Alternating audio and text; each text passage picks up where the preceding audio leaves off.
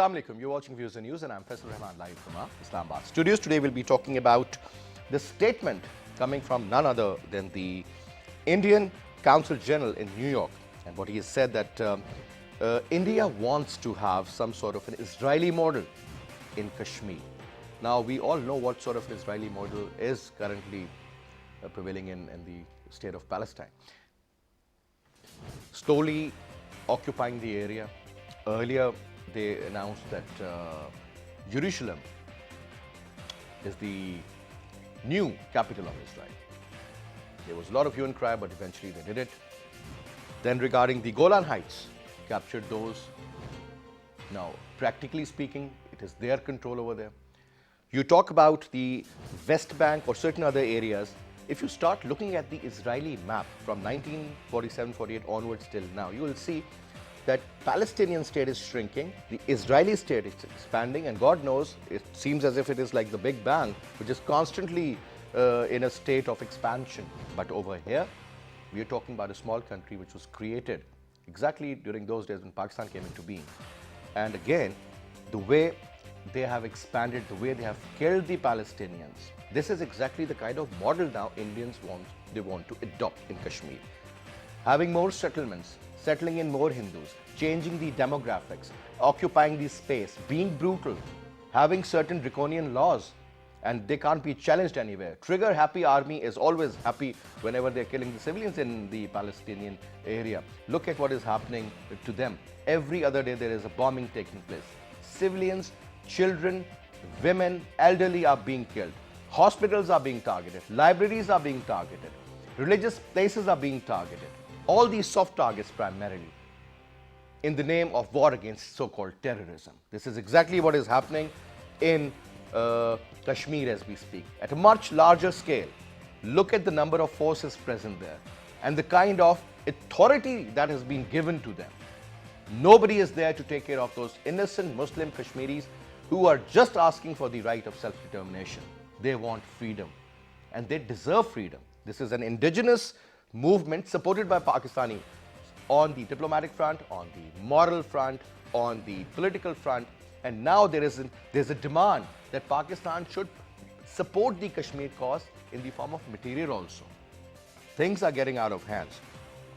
But still, when you hear a statement of this sort coming from New York, from an Indian, it doesn't make sense. Again, it was totally denounced by the Pakistani Prime Minister, Imran Khan Sahib, and other high officials. And they believe that this Hindu supremacy, this RSS concept, that should be taken care of. Because this is the kind of ideology with the Indians, or this particular government of Narendra Modi has adopted. This is going to be a big problem, not only for the Kashmiri people, but for the entire region. This is going to be worse than the situation in Afghanistan. Curfew has been imposed and it's been over 100 days. Just imagine, acute shortage of food, drinking water, medical facilities, medicines, you name it. And this is the kind of life they're living. This is a beautiful place called the heaven on earth, but this has practically become a hell for the Muslims of Kashmir. Now, we'll make you hear this statement, and then after that, we'll introduce you to our panelists, and then we'll start the discussion. Let's watch this. We already have a model in the world. I don't know why we don't follow it. It has happened in the Middle East. You have to look at if the Israeli people can do it, we can also do it. I think we should just follow from there and push our leadership. We have to push our leadership to do. So that was Mr. Sandeep Chakravarti, the Consul General of India in New York, and you heard what he was saying. Now, to talk about this issue, which we have with us in our studio, on my right is Mohammad Khattak Saab, former ambassador, senior diplomat. Sir, thank you very much. We have with us Lieutenant General retired Talat Masood Saab, who's a senior analyst, senior columnist, writer. Thank you very much, sir. And we have with us Dr. Waleed Rasool Saab, who's a Kashmiri leader. Thank you very much, sir. Ambassador Saab, you heard what Mr. Sandeep Chakravarti just said. What India is up to now, sir? Look what has happened during the last 4 months, particularly after the 5th of August. And now they actually plan to adopt the strategy of the Israelis, and they're talking about the settlements, talking about occupying more area, and then settling more Hindus there, changing the demographics. What exactly is happening and it's brewing in their minds, sir? Well, I will not repeat what you have already said. But what really surprises me is the statement of an Indian diplomat. I've worked in India, and I thought they were normal people. Rational people. This statement falls within the category of abnormality. I can understand the political motive behind it, because Kashmir is not acceptable, or the situation in Kashmir is not acceptable, to be more accurate, to the Americans. By comparing it to the Israeli model, Mr. Chakravarti is trying to make the situation in Kashmir acceptable to the Americans. This is the political motive. But more than that, what surprises me is that perhaps Mr. Chakravarti neither knows Kashmir nor, for that matter, Israel. On the surface, or well, one can excuse RSS. It's a party of the lower middle class, and you have all kinds of people, literates, illiterates, half literates, ignorant people, and parlor firebrands, and they can talk a lot about so many things. But here we are listening to a diplomat. First of all, the situation in Kashmir and the position of Kashmir is completely different from the West Bank or the Palestinian area occupied by Israel. In fact, most of Europe, including this E4 group, they don't want this situation to persist. Oslo Accord was to, in fact, change this situation, and it was an attempt which half failed, half succeeded, but there is a Palestinian National Authority there. Then secondly, that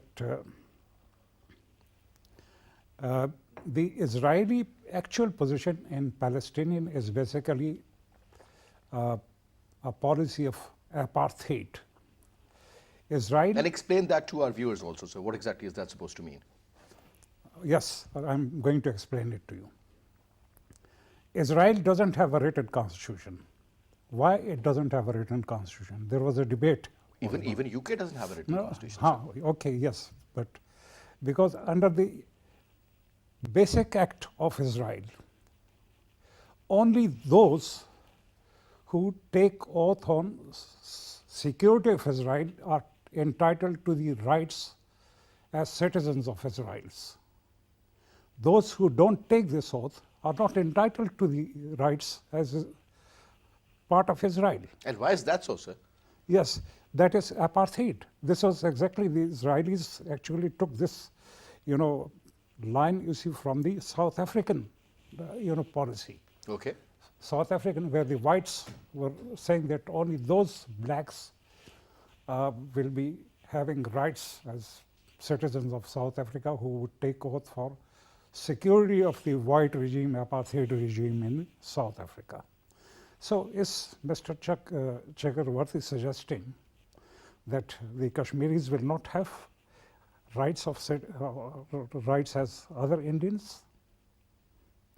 Because Palestinians don't have the rights that other Israelis have. So despite living in their own country. Right, in their own country. So this whole drama about socially and economically uplifting Kashmiris, and this annulment. These are mere statements just to convince this whole the people drama, living in India who are raising voice against this action, sir. Mr. Chakravarti's statement actually contradicts that. This whole drama, about, doing away with Article 370 and then 35A, to socially and economically uplift Kashmiris, as Mr. Modi used to say, but the actual situation just being the opposite. But at least that was the kind of the pronounced, promise or the drama of India, while, doing away with this act. what Mr. Chakravarti has said, that Israeli model, is actually a contradiction of what Mr. Modi Exactly, has there said. is something very interesting. Now, Jalsa, 2 points here. One is about the concept of this Israeli model, what we have witnessed over a period of time, that there is a constant expansion of Israel, sir. Hostile takeover regarding certain religious sites, regarding certain residential areas, commercial areas, areas where there is water for that matter, sir, areas even which were fertile enough to produce vegetation for that matter. They've occupied those also, sir. The sea link of the Palestinians, they do not have that anymore, so that area has been taken. So practically they're just getting hold of them like this, sir. Palestinians still are, they are an observer state in the UN, sir. This issue is there. 11 resolutions have been presented in the UN. If this gentleman, Mr. Chakravarti, gives a statement in the capacity of the Council General, sir, I think that is the statement of the country actually, isn't he supposed to be stopped, sir, that this is a case which is pending in the United Nations? How can you, for example, tomorrow we say, well, you know, Pathankot and certain other areas which were supposed to be ours are ours, and we add them in our map also, and we constantly start having an argument or tension on the border. Do you think, sir, that formula is going to work? What is this happening then, sir? Well, I think what the diplomat has said is really the Indian policy, I think. It's just that he is just trying to give a feeler. This has been said earlier also. This is not the first time that the Indians are saying what this diplomat has said. So when you say that, you know, they have already integrated Kashmir, you know, as a part of India. I mean, and unilaterally they have done, contravened all the UN resolutions and so on.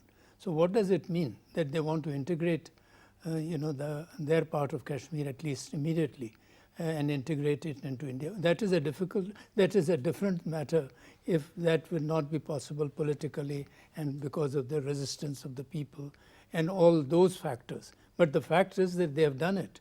You know, as far as the constitution is concerned, as far as taking legal measures are concerned, they have done that. Now, there is a huge, the other difference between Palestine and Kashmir is the fact that, you know, the Kashmir is located as a, you know, is a more or less an extension of Pakistan's Kashmir and an extension of Pakistan territorially. So it is not the same as in Palestine, whereas the Arab lands also surround Palestine. But the support of Palestine is not the same as that of Pakistan. In fact, the Arab world is siding more with Israel than what it is siding with the Palestinians. And that factor is so critical and has completely let down you know, the Palestinians. So I think there are some very major differences which the ambassador has very rightly pointed out. But nonetheless, I would think that we have to be very careful and we have to raise our voice and say that and give warnings to the world that India is bent upon doing something like this. It has long-term plans of converting Kashmir into a fully integrated part of India. So I think we need to sort of genuinely work on that and then apply the same laws as are applicable in other Indian sort of states. So it can happen there as well. I mean, if you remember, sir, there were a couple of very interesting stories. One was about Nagaland, Manipur was another story, and they declared independence in UK, I guess. Their people were sitting there. Khalistan has issues. You talk about the southern area. Honestly, there is an absolute disconnect between the southern areas of India and the center, the UP area primarily, which is the major area considered where the top decision makers are sitting. Now, sir, the statement from Pakistan comes. Obviously, it has been denounced by the Pakistani Prime Minister, Imran Khan Sahib, and he's very categorically mentioned that this is the fascist mindset of the Indian government's RSS ideology, that Hindutva mindset. If that is the case, sir, obviously there are a lot of minorities in India. You talk about Muslims, Sikhs, Christians, Dalits, so many people. Forced conversions of Muslims, forced conversions of Christians, even Dalits. So there's about more than 1 million people, they've been forced to convert into Hindu religion on the extreme east of India. Issues are over there. So don't you think this is actually one of that fault line of India, if exposed properly, could actually trigger so many revolutions inside India, sir, that they are not even aware of? You believe so, sir? I think it is not first time. I was in Srinagar in 1990. 3 spies of Israel have been apprehended spying for India in Dal Lake in 1992. Israeli spies? Yeah, three Israeli them, spies. okay. Yeah, and I think it is an offshoot of the same policy. Number one, you have told about the fault lines. Those fault lines are so critical that in north-south India, that you have recently seen that it backfired also. And secondly, it is, if we see both from top down to top up approach, you see that 2 million Muslims have no representation in BJP led government. It is a big issue in Muslims itself. Even a single parliament seat from India, 2 million and 200 million people have no representation in Indian parliament from Muslims. Imagine. Imagine this. Almost the size of Pakistani population. And as far as fault lines are concerned, yeah, there are fault lines. There are these Dalits are so much disturbed in present current this jugnoistic and hyper nationalistic government. They are themselves threatened, and same is the situation of the Kashmir Pandits. You have seen the statement against this Israeli type statement by Chakravarti, that TIKU, the Pandit organization of occupied Kashmir, they have condemned it. They told that we will not allow anybody that they will change the culture, the local culture of the Kashmir. Even Pandits are opposing this situation. Secondly, it is not now only the Muslims who are threatened in Kashmir, but Pandits itself who have never spoken even a word during the entire freedom struggle. They spoke both TIKU and second is the Havaldar. They are both Pandit organizations who have criticized about this statement in New York. And third important issue is then when you see that in foreign policy you have some allies, and Israel is now particularly in post 9/11 a close ally of $1 billion this military equipment they are getting from Israel, $1 billion trade. And that is one of the important component that they are seeking help from Israelis. There's a lot of technology which has been transferred from Israel to India. A lot is happening, sir. Yes. No, but it is not nothing new for we Kashmiri people who are habitants of that valley. We have seen such. We've also heard they're adding more value to the Rafaels. Yeah, crusts and troughs. So just to uplift their standard. Crusts and troughs in this entire movement, and you have never seen that any powerful nation had got freedom from any other powerful nation. Always the freedom, the people who got freedom, they were weaker and their opponent was powerful. And never in history it has been never done. It was never possible that equally powerful have seek the freedom from any other powerful country. So we are facing this situation. We are looking at Sir, very if closely. I may ask you a question here. You just mentioned about these two organizations, TIKU and Havaldar, primarily the Hindu Pandits. I mean, this is their kind of voice, let's put it this way. Even before this particular action regarding the Article 370, or for that matter, when you talk about being more aggressive on the youth in particular, these people used to live together, sir. Do you think, sir, there was any confusion or any sort of a conflict? Or religion, let me put it this way, or religion was the bone of contention there in that region, sir? Because when you talk about culture, whether it's Hindu or it's Muslim, if they were living together, they have been living together for centuries, sir. But this is the time, last couple of, not couple, maybe 6, 7 years, that things have actually changed. Hostility is the name of the game now. Aggression is what is very obvious. Killing is, I would say, an art for them. blinding youth, raping women. This is all in front of you. So this is what the misery is, and nobody's talking about it. Actually, Pandits and we Kashmiris have been living in the harmony since centuries. My entire teachers were Hindu Pandits who are teaching us. But unfortunately, when you are caught in the conflict, so much agencies are working. They always try that there should be a fragmentation of various societies. They worked on the Pandits, they worked on Sikhs. Even you have seen the Chetty Singhpora when Bill Clinton was at Delhi, and they killed the Sikhs in the due course of time when Mr. Clinton was in Delhi. And that was also to create a confusion between Muslims and Sikhs. But fortunately, are you talking about more than 3 dozen Sikhs who were killed in Kashmir, sir? Yeah, Chetty Singhpora. And the Muslims were blamed for that? Yeah, Actually, Muslims it was were an inside blamed, job. Later and on, then, we all got to know. Government Correct, of sir? India herself launched an inquiry, and it was proved that the Indian armed forces were involved in that. It was a commission set by Indian government herself. And they said that they were not the Muslims, local Muslims. Even, sir, regarding the Pulwama incident, yeah, there has been a lot of research on this. That is the unfortunate part, because media doesn't report what they should, unfortunately. Most of these Jawans, I'm sorry that they got killed, but the point is, those Jawans were mostly either Dalits or they were Sikh returning back, and they knew that something is going to happen, so they actually capitalized on that. yeah, in chaos. They were not Hindus, majority of them, neither Sikhs. This situation is created in chaos and complexity, and this is the part of the game. But since we are knowing that we have been involved in the freedom struggle since 3 decades, and we are knowing these games of India, and Israelis have always helped Indian government in occupied Kashmir to tackle this freedom struggle. This is not the first time.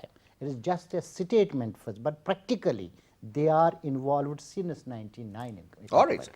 Now, Ambassador sir, obviously I want you to add further on this debate, but let me put a question here as well, sir, and if you may add that, or rather you can start and then I'll put it. A.M. Foster, in his novel Passage to India, comes up with a telling line.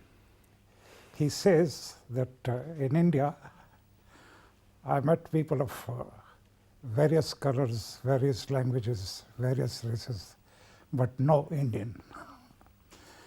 What we are forgetting is that creation of India was a fiat of the British administrative system and the Industrial Revolution, the introduction of telegraph, railway line, and other things. India historically has never been one.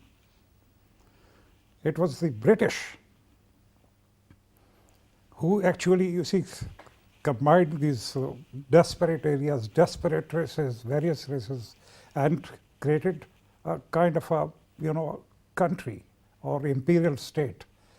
Basically, subcontinent is a geographical expression, as Metternich used to say about Eastern Europe and, Italy and these areas, this German Chancellor Metternich. So it's a geographic expression. Secondly, when we talk about rights and other things, what about partition? Are we forgetting that? Imagine how many people got killed at that How time. many people?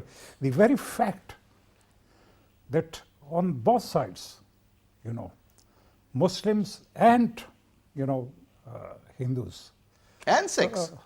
Let's sort add- of stepped over it in the sense that, okay, you see, it was actually due to, bad administration and the fact that the Brits were in a hurry to leave, and the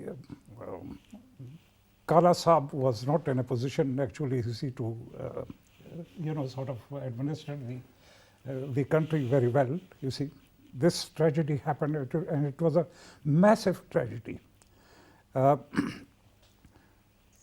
Thirdly, I want to point out, and I would tend to differ here.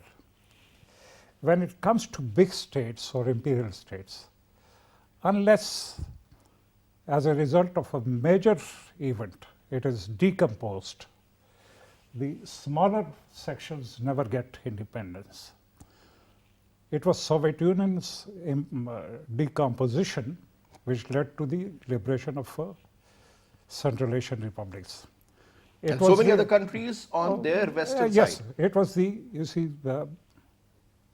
decomposition of the Ottoman Empire which led to rise of new countries. Post 1918. Yes, Austro-Hungarian Empire. Yes. Yeah. So, thinking, you see that there are people in Mizoland or there are people, you see, in this region and Tamil and all that. In fact, you see, is well, a good debating point, but in practical terms, it doesn't mean much. You see, so long India will not get decomposed, I don't foresee, at least in my own life, that these smaller communities or these other communities would get liberation, like Sikhs or Kashmiris or Dalits or Tamils, you see. And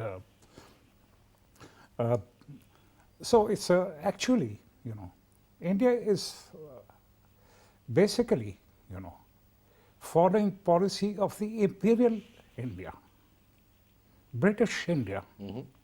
You look at Gujarat doctrine, there are 3 spheres of influences of India. Pakistan falls within inner sphere.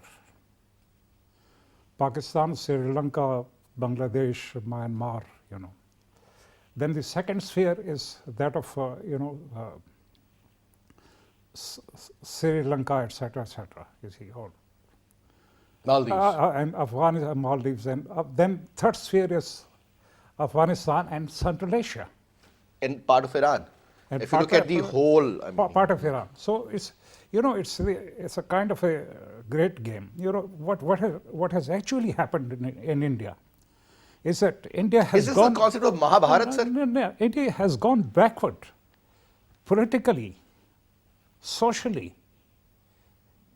You see, this the very revival of this extremist ideology is a victory of India's backwardness. It can happen only in backward countries. It's different even from the European So fascism. the point is primarily the whole world thinks it's a very secular state. Decision making is on absolute merit. Their judicial system is one of the best. Their No. this is what the claim is. This is what they always say. This is how they portray India: the shining India, the rising India, India on a move. Max Weber,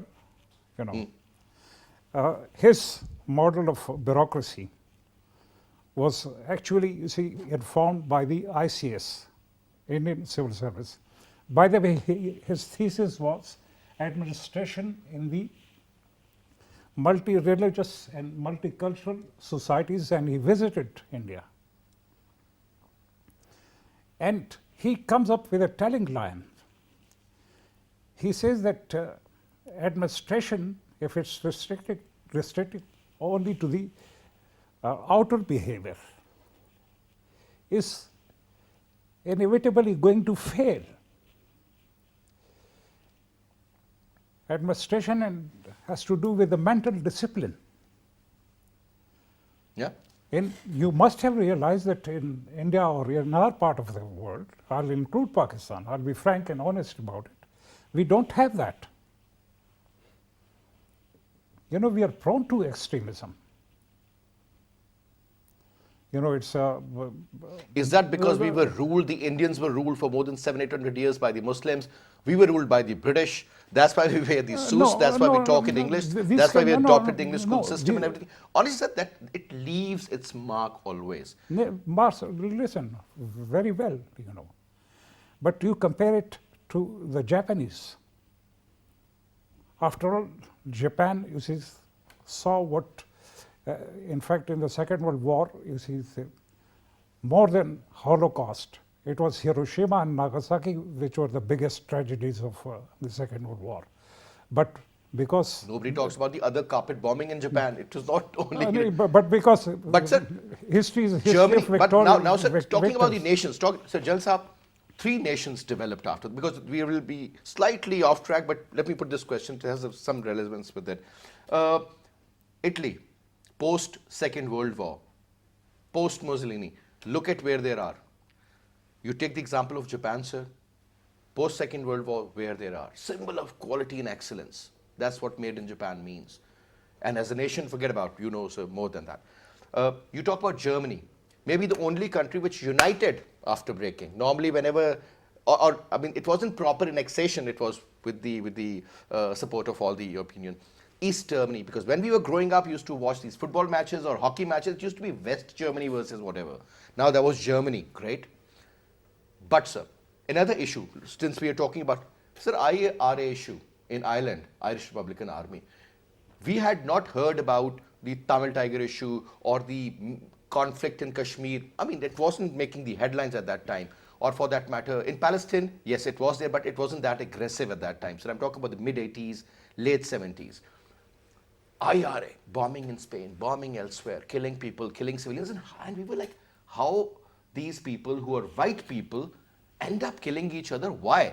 Eventually that took place, that whole, you know, the nations sat together, they sorted it out. If they can, sir, why can't we as a region? We couldn't even sort out the Afghan issue yet, sir, because of the superpowers are involved, and I do not know what exactly is the role of Pakistan in there, or the role of China for that matter, or Russia, though they have a softer belly, but still. But at the end of the day, anything which is vetoed by the Americans is the actual statement, is the final authority, is the stamp on the paper, sir. So over here, when we talk about Kashmir, it seems that the Western powers, the most influential countries, practically are not at all interested, sir. Well, I think you are right in that sense. Well, they may be interested in only in trying to pursue their interests in India. They have very deep vested interest in India, which is so well known to everyone.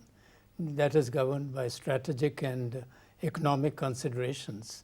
And those seem to dominate their thinking and their policies.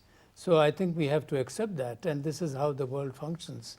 And this is how the great powers function, or for that matter, in any nation functions accordingly. Many a times, you know, many of the country's policies, they know exactly what is happening in the other country, but they keep quiet, knowing that it is not in their interest to open their mouth or to say anything. And of course, they will. So there is no concept such as humanity.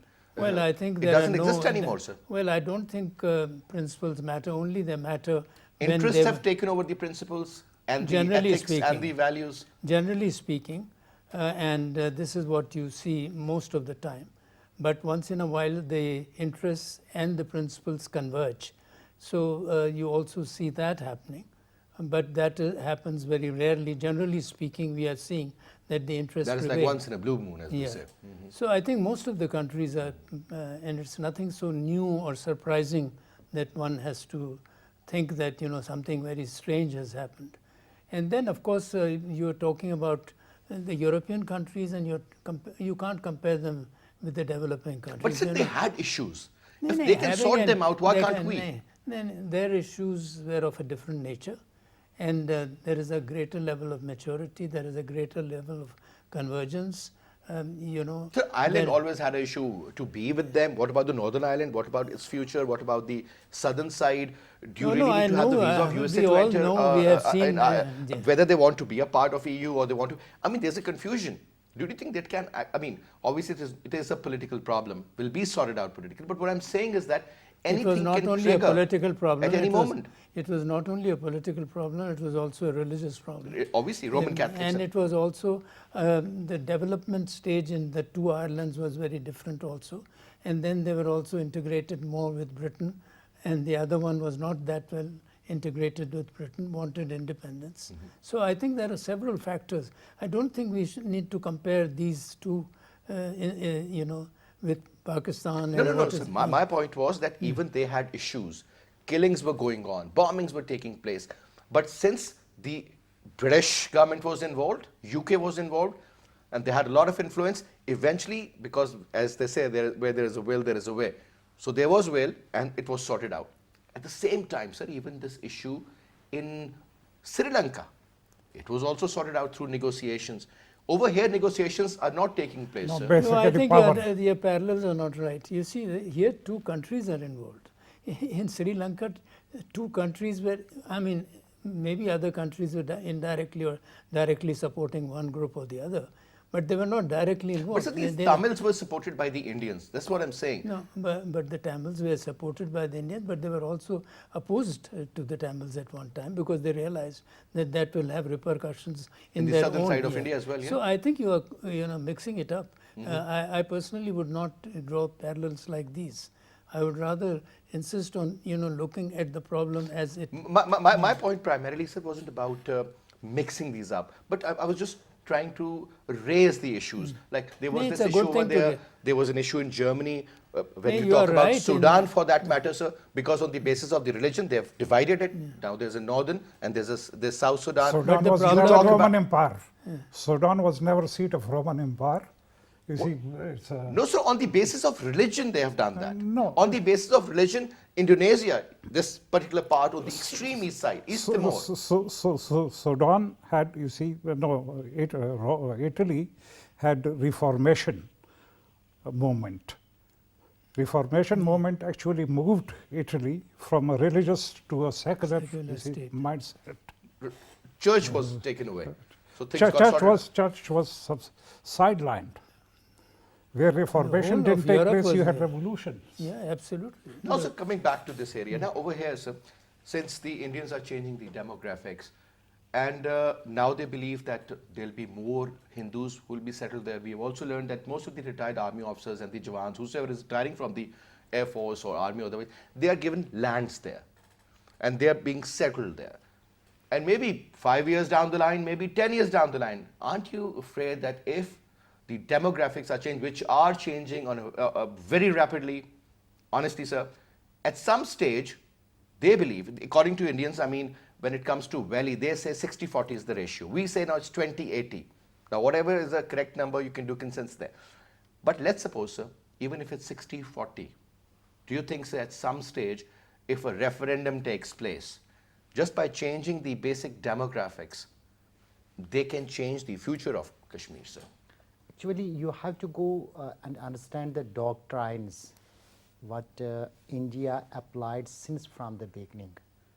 Jawaharlal Nehru's concept was very clear that 90% problem is solved by the geographical control and 10% is left for the discussion. And same was the doctrine of the L.K. Advani. First kill the enemy and then open the books of the law. And same doctrine is the current Supai chief, who's currently in India. Actually, when you see that you are caught under equally 1 million troops, they can go up to any extent, and they did it. But you see that in movements, there are always crusts and troughs, and we have seen so many crusts and troughs in Kashmir also. But it is not easily that when they will shift the people, particularly the ex-army personnel, and they will stay within the local masses of the Kashmir, it is not so easy. First litmus test for dual doctrine will be that the people who migrated Pandits, they should be returned. If they return it and they stayed comfortably and they try to have their security, it will be the litmus test to shift to the other people. But it is not so easy, and practically they are trying to do so, despite they can't keep 1 million troops forever in Kashmir, number one. Number two, if you look at empirically, there is cost and effect relationship. When you have a huge cost, it means that every Kashmiri is bruised, killed, or anybody from his family had gone to the interrogation center or jailed. And you have seen the same situation in Kashmir.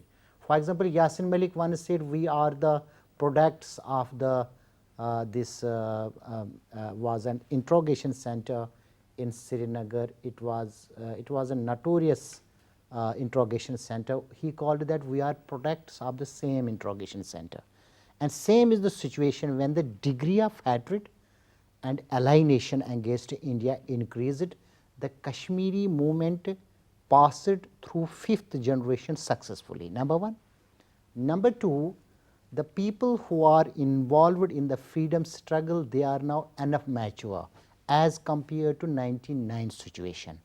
Number three, when the people who are particularly they are trying to change the demography, it is not easy that they have to provide them the security and security forever. And you know that in America also they want to vacate from the areas where they have the security is the burden for America itself. And same is the situation for India. It costs you money, sir. Yeah, it needs a huge investment there. And they can't stay, Sir General Saab is an expert, they can't stay within 1 million troops forever. After all, they have to give the space. Now, definitely we have the apprehensions, definitely there are. But when you are involved in the freedom struggle, your opponent, your enemy has every right to kill you, and they are doing that. But we have every right to have a freedom struggle, and we are united for that. And you know, after 5th August scenario, they have put 40,000 people behind the bars, including Mostly youngsters. particularly the youngsters. And now you know that more you are pressurizing the people, more anti-Indians they are. It is now the permanent phenomena. And to erase that from those scratches from the hearts and minds of the Kashmiri people, That won't be is that not easy. it is not easy. Definitely Rather impossible, let's put it this definitely way. we have to pay the huge cost. And number three, you have So always last seen 30 that seconds, sir. geographia always changes. It never keeps for hundreds of years together. And India has now her own problems within the India also. When you know 1984 Russia fall, nobody was expecting that Russian economy is now at that stage they have to collapse. None of the author or any policy maker had published in any paper We always that thought they Russia have is, more nuclear Russia bombs, is so they're going more to fall powerful. now. That's the superpower. They were the mighty, they were having the military hardware, and they were trying their best to all over. Nobody can predict that. Sir, the modern warfare is much different than the change. war But which what will be we the have my fought in job? 71 What will or be my otherwise. job Things as a have freedom changed over a fighter? period of time. This What is will be my job as 2019. a freedom After fighter? a month or so, we'll be in 2020. Imagine. No, sir. look, sir, it is an important. What will be my job as a freedom? We have to be courageous, despite anybody help us or not. We have to keep our struggle continuing. Last comment. And Sir, I we are totally agree with really you. Last comment. Do you Yeah. think, sir, all the formulas which you had earlier adopted yeah. in order to create awareness about Kashmir or talk about the human rights violations for that matter, or tell the world about the aggression of the Indian army, the killings which are taking place, people are getting blinded, women getting raped, kids getting kidnapped, what and what not. Do you think, sir, that formula hasn't yielded results so far? To be very honest, do you think, sir, in the future, if you are actually thinking and depending on the same, that formula, that application, I don't think it is going to yield any results. Don't you think this is the time that now war has its different dynamics now? We talk about fifth generation warfare, we talk about so many other aspects. So we need to change our approach towards Kashmir and No, considering in your what is program- happening in your today's program, world. I have told you we have to invest more in the media. Number All right, one. all right. Number two, our people who have passed from the have a long journey of the freedom, so they know that there is still a space for non-state actors in United Nations mechanism. Not talking about the Definitely, non-state actors, we sir, have- talking about the indigenous people yeah, who have suffered, who have lost their loved ones, and they want to come out in international terms. In international terms, we say them non-state. The suppressed actors. people. They don't have state, definitely. But we know right. that evolution is there. Evolution is there. When you know that they are adopting one policy and we have to change our strategy, definitely. It that is has to there. be done that way, because sir. we can't compare. Never. Absolutely. When we started this struggle, we never compared ourselves with India. It's a mighty anyway, sir, and now- from just like an small Anyway, Dr. Waleed Rusula, thank you very much. Jalsa, was a pleasure having you. Basit, thank you so much, sir. And that's all we have for this week. Inshallah, I'll see you again. Till then, you take good care of yourself. Khuda Hafiz.